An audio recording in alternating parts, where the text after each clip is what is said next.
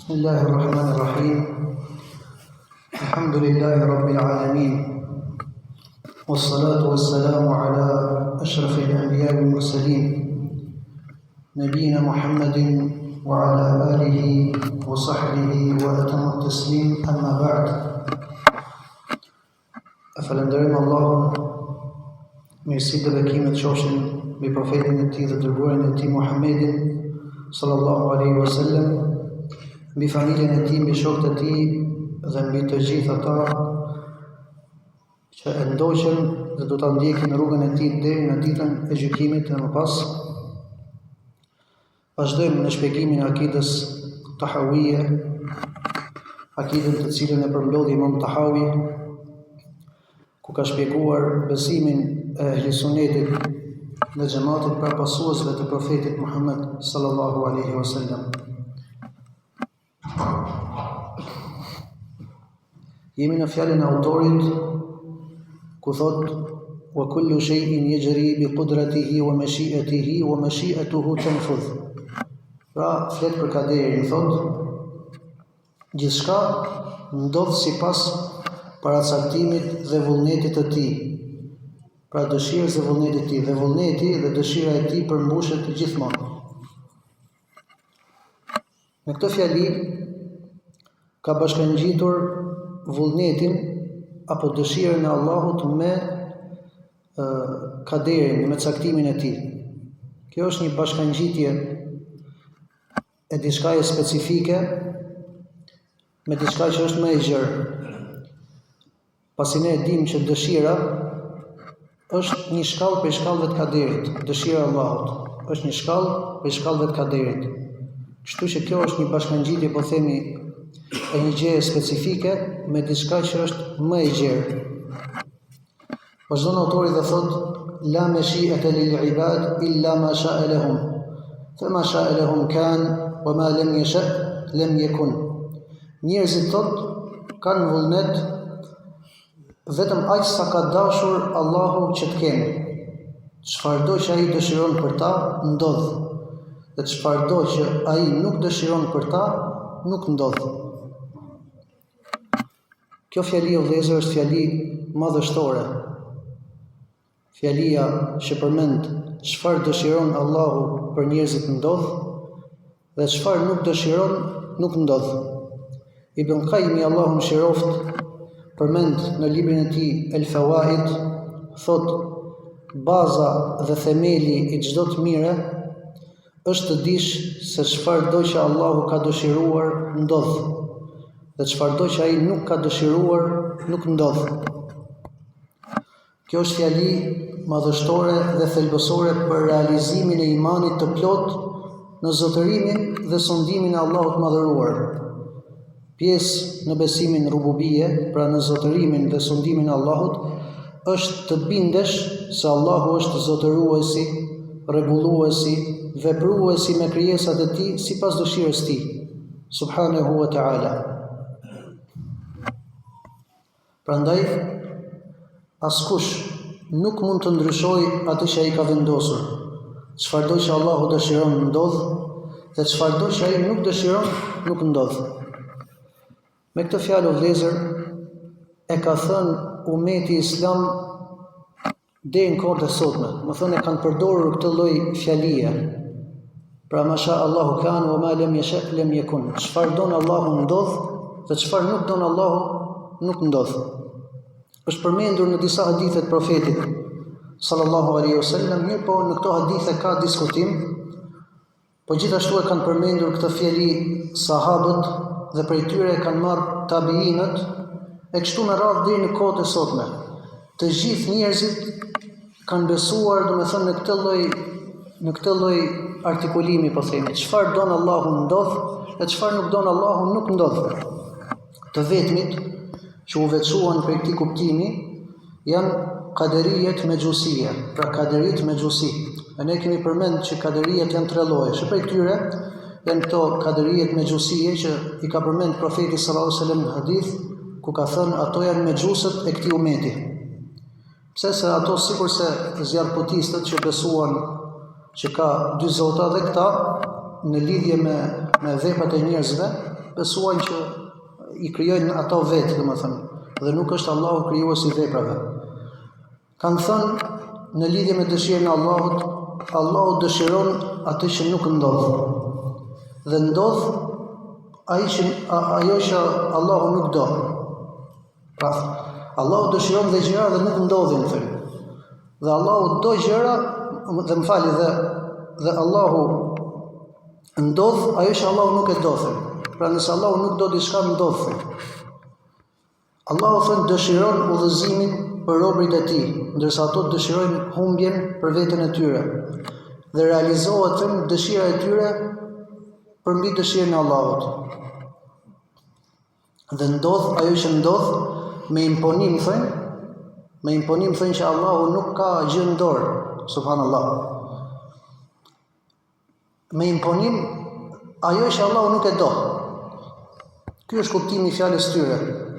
Ndërsa ehli suneti dhe xhamati, madje muslimanët në përgjithësi, janë në këtë të vërtetë të qartë që çfarë dëshiron Allahu ndodh dhe çfarë nuk dëshiron Allahu kurse si nuk ndodh. Kuptimi i fjalës çfarë do që Allahu dëshiron ndodh, domethënë që detyrimisht duhet ndodhi. E kemi përmendur që dëshira e Allahut ndahet dy llojesh. Dëshirë universale dhe dëshirë sheriatike. Këtu po flasim për dëshirën e Allahut universale, dhe jo për dëshirën sheriatike që është me kuptimin që Allahu kënaqet me të. Ka gjëra që Allahu kënaqet me to, mirë po nuk ndodhin. Se Allahu i ka lënë të lira. Të lira në sensin që nuk i ka imponuar, mirë po shpërblen për to e kështu me radhë. Pra, detyrimisht duhet ndodhi ajo që Allahu don, dhe çfarëdo që ai nuk dëshiron, domethënë është e pamundur që kjo gjë të ndodhi. Nuk ka se si të ndodhi. Domethënë,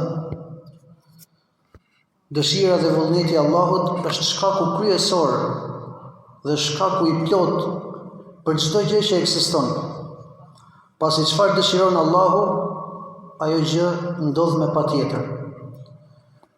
Dhe nëse nuk dëshiron Allahu, ka ikur shkaku kryesor.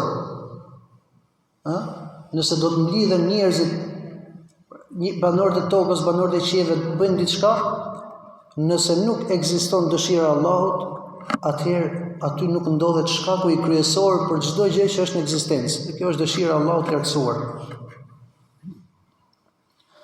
Me ekzistencën e dëshirës së Allahut nuk ka pengesë, dhe me mungesën e dëshirës së tij nuk ka asnjë shkak që mund të sjellë ndonjë gjë në ekzistencë.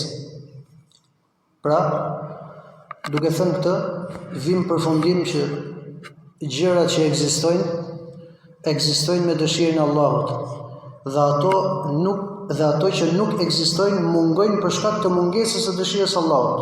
Aty nuk gjendet dëshira e Allahut, prandaj gjërat nuk ndodhen. Çfarë ka kaluar me dëshirën e Allahut dhe çfarë do të ndodhë në të ardhmen, nuk mund të ndodhë përveç se me dëshirën e Allahut të lartësuar. Këtu kemi tre vretje. Edhe me këto tre vretje, inshallah do ta mbyllim, pasi pjesa tjetër që vinte te fjala e autorit kishte diskutim, kështu që do mjaftohemi në mësimin e sotëm me këtë fjalë të autorit që përmendëm. Vrejtja e parë. Fjala e autorit, njerëzit kanë vullnet vetëm aq sa ka dashur ai që të kenë, çfarëdo që ai dëshiron për ta ndodh, dhe çfarëdo që ai nuk dëshiron për ta nuk ndodh. Kjo është e vërteta e qartë për këtë çështje. Njeriu nuk mund të dëshirojë asgjë përveç se me dëshirën e Allahut.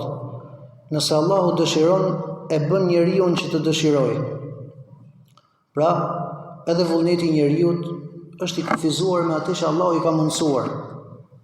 Allahu thotë: "Limen sha'a minkum an yastaqim." Atë e ka zbritur vetë Allahu për çdo prej jush që dëshiron të përmbahet rrugës së vërtetë. Pra këtu Allahu po pohon dëshirën që ja ka lënë njeriu. Po pohon Allahu dëshirën dhe vullnetin e lirë që ja ka lënë njeriu. "Wa ma tasha'una illa an yasha Allahu rabbul alamin." Por ju nuk mund të dëshironi ti përmbajeni rrugës së vërtetë apo diçka tjetër përveç se me vullnetin e Allahut, Zotit të botëve. Këtu pohon Allahu që dhe dëshira dhe vullneti i njerëzve është vetëm për shkak se Allahu ka dëshiruar që të jetë. Wa ma tashauna illa an yasha Allah, inna Allah kana aliman hakima. Po ju nuk mund të dëshironi gjë përveç se me vullnetin e Allahut. Vërtet, Allahu gjithmonë ka qenë alim, i gjithdijshëm dhe hakim i urtë për çdo gjë. Pra robërit nuk kanë dëshirë përveç se me dëshirën e Allahut. Kjo fjalë përmban bashkimin e dy të vërtetave të qëndrueshme sipas shariatit dhe perceptimit. E vërteta e parë, ekzistenca e dëshirës së robërve. Ata kanë dëshirën e vet, ato kanë një dëshirë dhe i kryen veprat e tyre të zgjedhura me vullnetin e tyre, sikurse pohoi Allahu në ajetin liman sha'a minkum an yastaqim, pra kushdo që don për jush të qëndrojë rrugës drejt, këtu pohon Allahu që njerëzit kanë vullnetin e tyre që ai ja ka lënë. Sikurse thot Allahu fa'tu harthakum anna shi'tum. Thot ju thot afrojeni vendmbjelljes tuaj, prej të cilës ato lindin ngado që dëshironi si të dëshironi. Pra pohon Allahu dëshirën. Pohon Allahu dëshirën e njerëzve dhe vullnetin e njerëzve që Allahu ja ka dhënë. E dyta, ekzistenca e dëshirës së Allahut të madhëruar. Ehli Sunneti dhe Xhamati bashkojnë me këtë faktin se dëshira e robërve nuk ndodh përveç se nëse Allahu dëshiron që ata të dëshirojnë. Allahu thot: "Wa ma tashauna illa an yasha Allahu rabbul alamin." Pra ju nuk mund të dëshironi ti përmbajeni rrugës së vërtet apo diçka tjetër përveç se me vullnetin e Allahut, Zotit të botërve. Kalojm tek vëritja e dytë, dhe është dallimi i ehli Sunnetit dhe Xhamatit në pohimin e dëshirës dhe vullnetit të Allahut. Është me besim se dëshira dhe vullneti i Allahut ka përfshirë çdo gjë, qoftë kjo individ apo veprim. Pra ne kemi thënë që krijimi është paraprirë me dëshirën e Allahut. Allahu dëshiron e më pas krijon, dhe kjo dëshirë ka përfshirë çdo gjë. Gjithashtu, besuan se dëshira dhe vullneti i Allahut është i bashkangjitur me urtësinë e tij. Keni parasysh, dëshira e Allahut, ne e kemi thënë dhe më përpara, është e bashkangjitur me urtësinë e Allahut lartësuar. Pra Allahu nuk ka dëshirë vetëm se me urtësi. Këtë e pohojnë shumë argumente prej Kuranit dhe Sunetit. Kështu që Allahu nuk dëshiron diçka pa urtësi. Ndërsa urtësia, fjala urtësi do të thotë vendosja e gjërave në vendin që i takon, në mënyrë që prej tyre të arrijen qëllime të larta dhe të lavdëruara. Pra, çdo gjë që Allahu i lartësuar dëshiron nuk është e pavlerë, nuk është e rastësishme. Allahu është i pastër nga çdo mangësi dhe prej kësaj mangësie. Përkundërzi, dëshira e Allahut të lartësuar është gjithmonë e lidhur me urtësinë e tij të përsosur. Ky është një nga dallimet kryesore të ehli Sunnetit dhe nga disa grupe teologjike, sikurse janë Esharit dhe të tjerë, të cilët megjithse e pranojnë ekzistencën dhe gjithë përfshirjen e dëshirës së Allahut, e mohojnë urtësinë. E mohojnë urtësinë e tij, për shkak se ato urtësinë, sikurse e kemi shpjeguar, e interpretojnë sikur kjo është nevojë. Nëse themi që Allahu çdo gjë e bën me urtësi, ato e komentojnë që ju po thoni që Allahu ka nevojë të bëjë këtë gjë. Ne themi jo. Allahu i bën me urtësi që nëpërmjet tyre të arrijnë qëllime të larta, pse se Allahu nuk bën asgjë kot. Sipas tyre, Allahu mund të veprojë në mënyrë të rastësishme apo pa ndonjë lloj urtësie. Ky normalisht është një qëndrim i gabuar dhe i papranueshëm. Inshallah, në lidhje me dëshirën e Allahut do ketë zgjerime të tjera në akidën tahawije, mirë po për momentin që jemi autori kaq ka përmendur, ndërsa vërejtja e tretë dhe e fundit që përmendim është se meditimi dhe vëzhgimi i dëshirës hyjnore për besimtarin është diçka tepër e dobishme. Sidomos në kohë trazirash, sprovash, fitnesh, në kohë dobësie të muslimanëve, duhet jemi të bindur që çfarë ka dashur Allahu ka ndodhur. Sikur se ka thënë profeti sallallahu alaihi wasallam në hadith, që i thot Abdullah ibn Abbasit, do të mësoj disa fjalë, dhe prej fjalëve është, do thonë, ma asabek lem yakun li ukhti'ak. Ai që të ka goditur nuk kishte se si të mos godiste. Dhe ai që nuk të ka ardhur, që nuk ka godit, nuk kishte se si të vinte, të godiste. Pra, çdo gjë që ndodh me urtësinë e tij, me dëshirën dhe me urtësinë e tij absolute.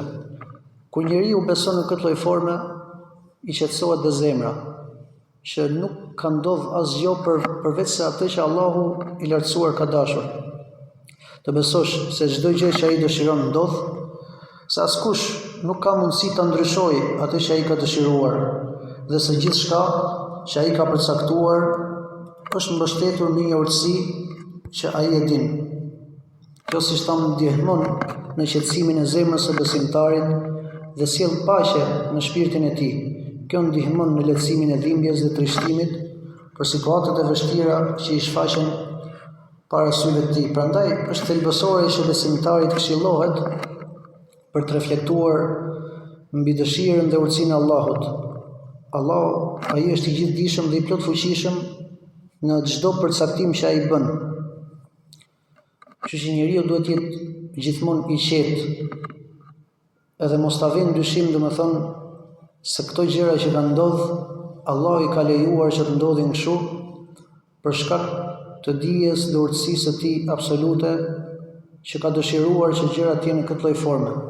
Dhe se nëse ne do të kishim mundësi, nuk do të kishim zgjedhur diçka tjetër vetëm se atë që Allahu ka zgjedhur për robërit e tij. Edhe me kaq për sot, vëllezër, Allah ju shpërblet të mira. Nëse ka një pyetje, Allah shpërblet. Subhanakallahumma bihamdik, ashhadu an la ilaha illa ant, astaghfiruka wa atubu ilaik. Wassalamu alaikum wa rahmatullah.